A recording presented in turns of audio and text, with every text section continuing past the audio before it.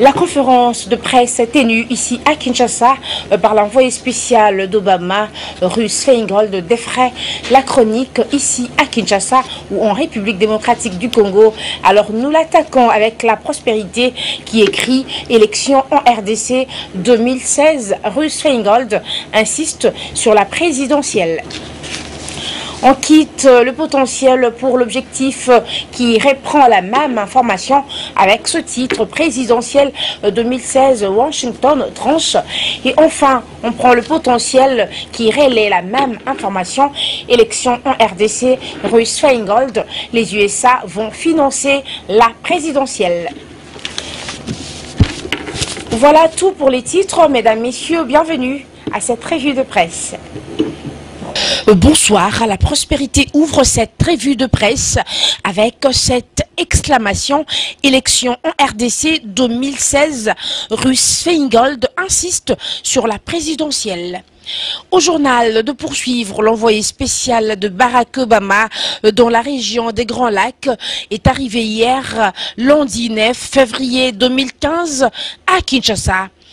Au cours d'un échange avec la presse, le diplomate américain a déclaré que le manque de financement ne devait pas être une excuse pour ne pas organiser les élections en RDC.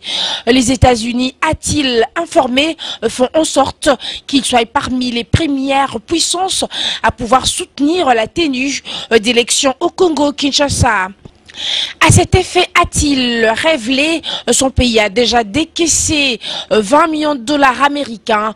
Monsieur Feingold a saisi cette opportunité pour réitérer la demande de son pays de voir le calendrier global être publié en incluant clairement l'élection présidentielle qui, souligne-t-il, devra se tenir avant fin 2016.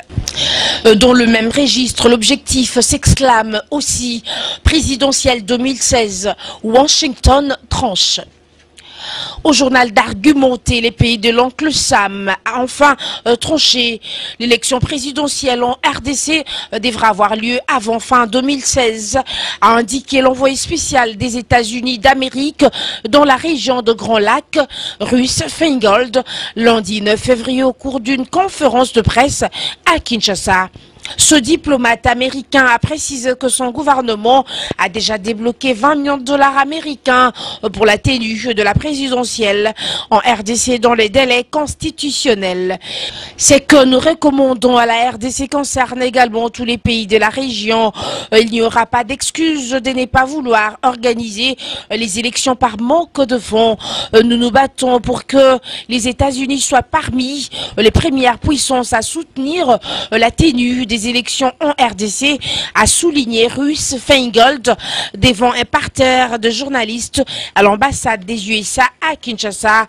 Pour lui, cet argent évitera à la commission électorale nationale indépendante au CENI de se procurer un alibi pour poser la présidentielle au-delà du délai constitutionnel. La même information relayée par le potentiel élection en RDC, Russ Feingold, les USA vont financer la présidentielle. Pour les États-Unis, les différents scrutins qui composent le troisième cycle électoral en République démocratique du Congo ne revêtent pas la même importance.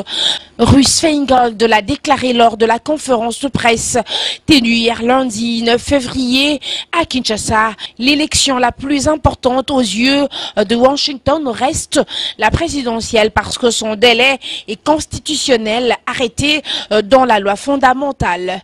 Aussi, les USA entendent-ils apporter leur soutien à l'organisation de la présidentielle en 2016, laissant le soin au gouvernement de décider sur les autres scrutins. La publication du calendrier complet déterminera les uns et les autres. Dans une autre colonne, le journal ajoute la présidentielle exigence constitutionnelle. S'agissant des scrutins à venir, Russ Feingold s'est montré davantage clair. Nous attendons être des témoins de la publication du calendrier électoral, prenant en compte que le fait que la présidentielle est une exigence constitutionnelle dans le délai de son organisation. C'est pourquoi, tout en encourageant l'organisation du recensement pour des élections crédibles, il est exclu exclu d'utiliser cette opération comme prétexte pour retarder la présidentielle dont le mandat est prévu dans la Constitution, cela contrairement aux autres scrutins qui dépendent de la volonté du gouvernement. C'est donc tout pour cette revue de presse, mesdames, messieurs, bonsoir.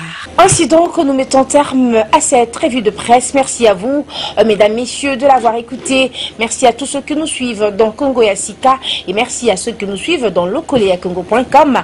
On se retrouve demain pour le compte de la revue de presse et tant d'autres reportages. D'ici là, portez-vous bien en compagnie de congolocolenews.com. Et si vous avez aimé cette revue de presse, dites merci à Deschutes Mambetoukou qui a pris ces images et à Patrick Ntala qui les a montées.